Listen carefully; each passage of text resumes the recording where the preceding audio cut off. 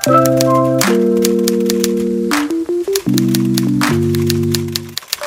so for the toiletries, as I said earlier, they are replaceable. Just bring something that is good for 2 weeks and a half or a month. So when you get here, you don't stress about it. I think it might be cheaper.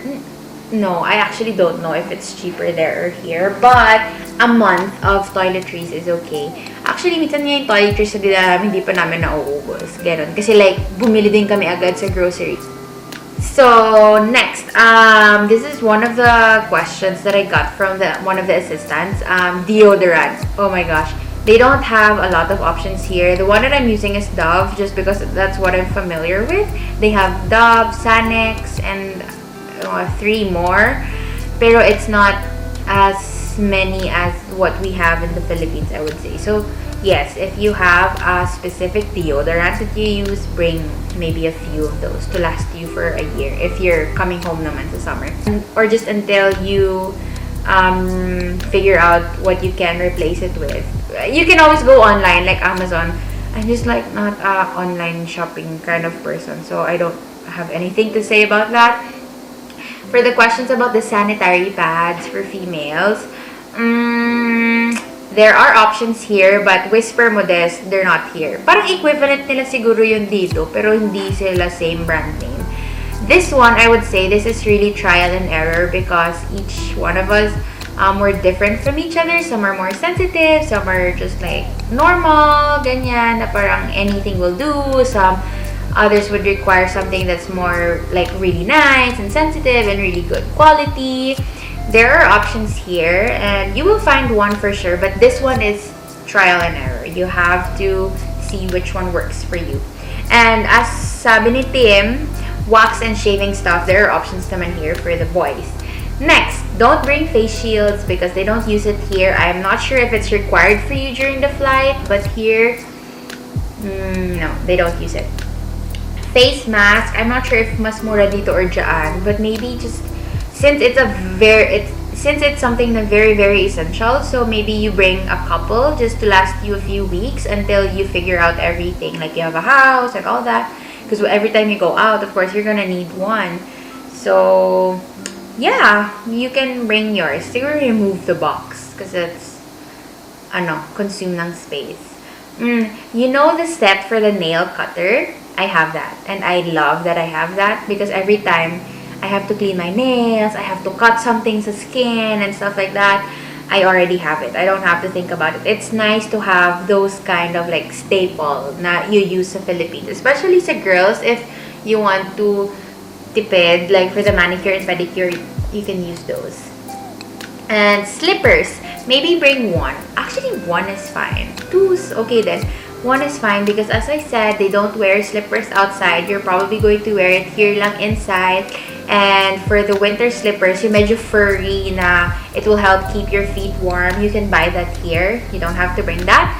Next, we have socks and underwears. Oh my god, it's so funny. Socks and underwears, I will always say this and it will never change. Bring a good amount of good quality socks and underwears. Yung mga cheap na underwear, cheap or like affordable underwears here and socks, they're not the best quality. So if you can buy dyan sa mga good brands sa Philippines na mga magaganda quality, bring a lot. And one of the reasons why etong mga necessities every day if you go out, like socks, underwear, bras, it's nice to bring madami kasi sa winter, especially if hindi exterior yung apartment nyo, you will have to hang them for a while because they won't immediately be dry just because it's cold unless you put it like beside a heater. That will probably do the work. But yes, clothes are a little bit harder to dry during the winter, so it would be really nice na hindi ka kinukulang sa socks and underwears. Yeah, yun din. Kasi if you buy here, we don't like the quality. There are, of course, options na really good but expensive. Perfumes, madaming Asian stores dito or like general stores na ang dami na lang perfume and you just have to refill, ganyan. If you hear someone moving, it's because Tin is here and he's just It's okay, they can hear you. Okay, so next, umbrella. No, we did not bring umbrella. We bought it here. Also because umbrellas are only used for rainy days. It's not a thing here to use it for the sun. They will be like, because umbrellas are like paraguas for water. Literally for water. And next, water bottle. It's really nice to have a good water bottle. Like this pandemic, what we did is one water bottle for the outside and one for the house. Kasi, I don't know, it's just weird to use what you use outside. Although we clean it immediately once we get home, but we just avoid using it. And also, here in Madrid, I don't know for other regions, but here tap water is drinkable, so you can refill it everywhere. It will just be very weird at first not to get, like sa school, to get water sa comfort room. Like, seems dirty, but you can drink it. Next, for the makeup, there are more options in the Philippines. I would say that if you use makeup, buy it there. There are makeups here, but only brands in Sephora and generic brands like L'Oreal, Maybelline, Revlon. Pero mas madami tayong options dyan, like Super, BLK, Happy Skin, and the like. Just buy there, I would say. Korean brands here, not so much then. Both skincare and makeup. We saw a Korean store one time, pero hindi kami pumasok, so I'm not really sure. Sometimes other Auxies, they sell Korean skincare brands online, like Innisfree. But then again, like I said earlier, your skin, it might, okay? It might change. But makeup and skincare, you can just bring it from there. The things that you really like. For gadgets, bring a working gadget, of course, because you might be asked to do presentations, lessons, and you will need that. Something that's very handy and light would be useful if you have to bring it at school. Although some schools are already techie, like my previous school, like for 2 years, all the kids had Chromebooks, they were using iPads, like the screens on the board, they're very touchable, parang gumagalaw, smart screens, parang ganon. But that's only the case for some schools. I am not sure for concertados schools and private schools. So, sa school, minsan, thing to consider din is walang locker, wala kang permanent table na like pang teacher, no. Because usually teachers, they just leave their gamit sa tutor classroom nila. Tapos, yung assistants, you will bring it everywhere. It's lucky if your school will provide you at least like a table or a place na you can leave your coats here, you can leave your bags here, but if not, you're gonna carry it everywhere. So, choose wisely when it comes to bags. And like for example, in my case, I had to bring them everywhere. That's why I don't like scarf also, kasi they're just too much. And then, majority for cold weather talaga yung damit ko. Pero it would be nice to have clothes na you can use for at least 2 seasons. What else? For pangbahay, we use pajamas when it's cold and shorts when it's warm. Pajamas, I think I bought here. Kasi minsan sa Primark, may mga parang jogger na pajama. And yung tela niya, iba siya eh. Hindi siya yung manipis, yung medyo fluffy na ano. Yun, ang nice nun sa lamig. It can help you warm up. What else? This is another thing. Figure out your subscriptions like Netflix, Spotify, Disney Plus. Ay, wala pang Disney Plus sa Pilipinas. Yung mga Netflix, mas mahal siya dito. So, I would suggest for you to continue your account sa Philippines. Just figure out the payment method. Sometimes, nadedetect ng Netflix na wala ka na sa Pilipinas. That happened to Jana. Pero only to Jana. So, maybe it's rare. But yeah, figure out your subscriptions. Next. If you're planning to buy gadgets in the future, Black Friday sale, you can buy there. It's a bit cheaper. And then, okay, so for the last part, we're going to check the questions that they asked me. I think I answered most of them, pero if I missed something, I will tell you. Oh my gosh, no. Before we do that, let's look at the pictures first. Okay, so I actually have a list because I asked them for the price, but I will just, okay, let's move here, and I will show the pictures here. So, I think these are all for Tim. First, Tim, his green heavy coat, he bought it here, and that's for 30 euros. his long black coat from Bershka. He got it on sale for 25 euros. So his black puffer coat is 25 as well on sale sa Zara. Yes, minsan pag nag-sale ang Zara, sale naman talaga siya. So it's a good one. His brown raincoat is just from Primark. It's 15 euros. And his black boots, he got it on sale sa Zara, 25 euros. This was the time when he kept buying clothes and shoes preparing for winter kasi hindi siya masyadong nagdala. Mas nagdala siya ng mga ibang bagay. And then, blue skinny jeans usually here would cost you around 7 euros. But that's not the best quality. It's wearable, you can wear it, but it's manipis. Every time I say a price, just times it to 56, 57, or 58. It depends on the conversion. Okay, next, let's move on to Chris. Chris, her gray coat is from Umana. Umana is a store where you can buy a lot of secondhand. We always go there. We buy clothes there. And like, for example, it's Zara or something high-end brand. You'll get it for like 10 euros or like they go on sale, like 1 euro, ganyan. So secondhands. This is from Umana and it's 12 euros. Her Grim Reaper coat na green. This one, the long one, it was originally 120 euros and she got it for 70 euros and she uses this all the time. Her snow winter coat from Zara, this one is 90 euros, but this is really nice. I think yung loob ng coat niya is medyo fur, so it keeps you warm. And her boots, actually similar kami ng boots. Mine may platform, sa kanya wala. It's from Zop Shop for 25 euros. So I got mine for 25. Sabay-sabay namin yun binili. For Jana, I asked them for permission to use the photos. So her black coat is the same with mine. Springfield, this is for 90 euros or 80. I think 80 to 90 euros, but we got that on sale. The original price is like 100 something, but this is like, ito na yung sinasabi kong good quality. Na like pag super lamig, pero super bulky din. Her knee-high boots is for 35 euros from Zop Shop. Zop Shop is a common shoe store here. Bershka, her red Bershka coat, which she really loves, it's her favorite coat, is for 45 euros originally, but she got it for 30 euros. Minsan kasi nagsisale talaga. And then, Bershka to, I think, yes.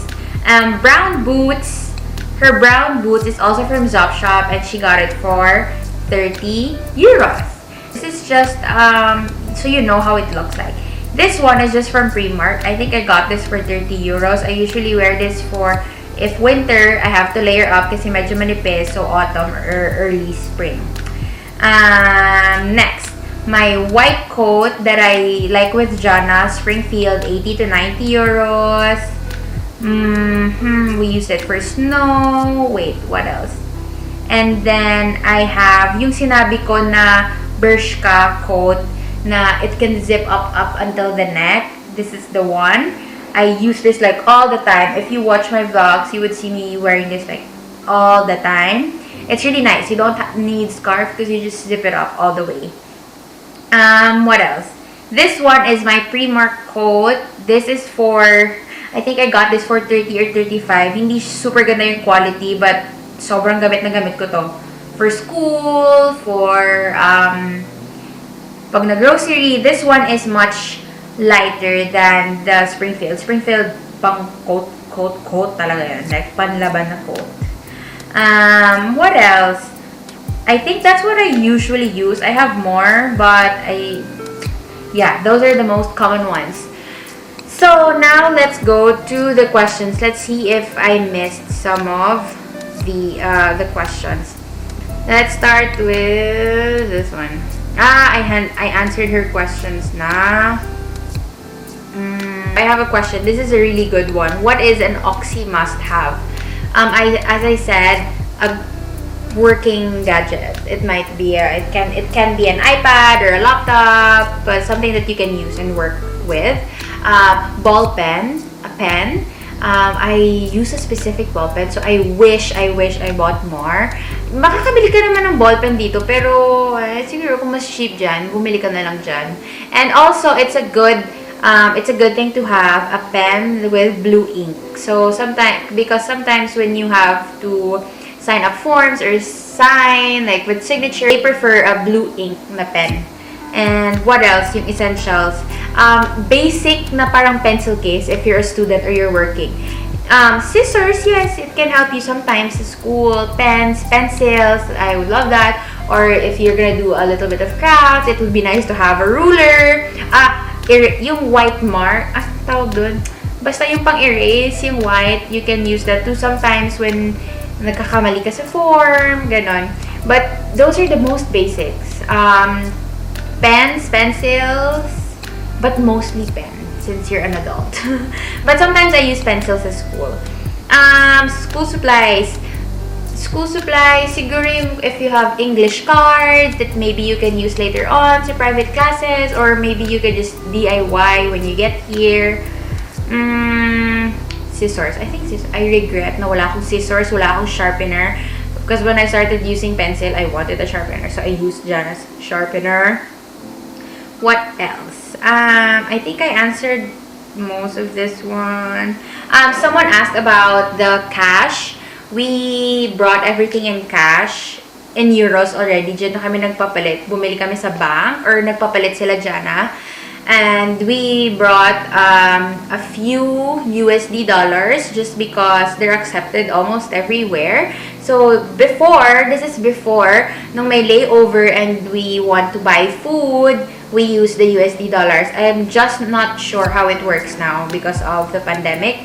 And I think some people also brought their credit cards or debit cards, as long as your bank knows that you're going abroad so they don't flag or reject your purchases, you can bring that. But kami, nag-cash kami nun, and then inubos muna namin yung cash. Tapos, hanggang sa pumasok na yung sweldo sa card, and then card all the way. Oh, that one more thing. Usually, I would suggest wallet na maliit if hindi ka naman makash, and usually right now they suggest card because less contact. Yung mga wallet sa bazaar na ganyan, kasi yung abono mo, if ever nandun, yung IDs mo, yung insurance card mo, yung cards mo for your money, ganyan. So a small wallet would be nice, ganyan. Pero if you like big wallets, then go ahead, big wallets. Pero I just suggest small. We use that one. So yeah, for the money, that's it. If magpapadala sa Philippines, there are a lot of apps para magpadala. So don't worry about it. Next, a few more. Okay, someone asked about what kind of pasalubong can you bring for the teachers. This is always a hit or miss. It's either they like what you brought or they don't really like it. I think you can search the Filipino groups. They've talked about this a lot. Some of them brought dried mangoes or ota, polvoron, mga ganon, piyaya. It depends. Or you can, if you want to give something for coordinator or teachers, maybe something they can use na from the Philippines, or food. But this one, you just have to check with your coordinator because I don't know if you're allowed to bring food to school. Not for sure for everyone because of the pandemic. I don't really know if they're going to be lenient, change, or go back to normal. Not sure. Just a few more questions and then we're done. Let me see. I've already answered what's cheaper, what do you buy here. What do you wish you brought there when you first arrived? Actually, nothing naman na I wish. No, nothing. Because I'm an overpacker, so you can imagine I brought almost everything I could fit into that luggage. Yung extension. Hindi ako nagdala ng extension, so for a while I had to share with Jana until I had the time to buy my extension. Yes, sana dinala ko siya. What do you normally buy from the Philippines or make pabili when people come? Vitamins and medicines. Just because I'm picky and I prefer the one from the Philippines, so I asked my friends. Like last time, I asked him to buy vitamins and medicines. What gifts do Spanish teachers like? I think foods. You can search the Filipino group. I don't have any suggestions because I didn't do that. No, actually, nagdala ko ng piyaya pero hindi ko binigay. Kinain ko lang din. What's something you wish you didn't bring anymore kasi you didn't use naman? Or just took up space sa baggage allowance? Actually, nagdala ako ng isang boots na meron na ako dati pa. ang tagal bago ko siya nagamit. Mga December ko pa siya nagamit kasi dun lang nag-start, nag-boots yung mga ibang tao. So, siguro dito na lang talaga kayo bumili. Hindi ko agad nagamit yung boots. Pero the rest, I try to utilize them as much as I can kasi nasasayangan ako sa space. For the clothing, what's the percent of your winter to summer clothes? That's a really good question. It's either 60-40 or 70-30. Yeah, 60 and 70% for cold and maybe 30 or 40% for warm. Actually, maybe even less.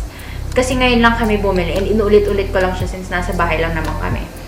So, yes, mas less talaga ang clothes ko for warmer. Because ideally, dapat umuwi naman talaga ako tuwing summer. Kasi hindi nga ako nakaka-uwi.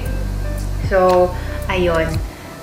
Because just think na out of the 4 seasons, 3 yung malamig. Hindi naman all the time super lamig. Pero winter, oo, malamig talaga.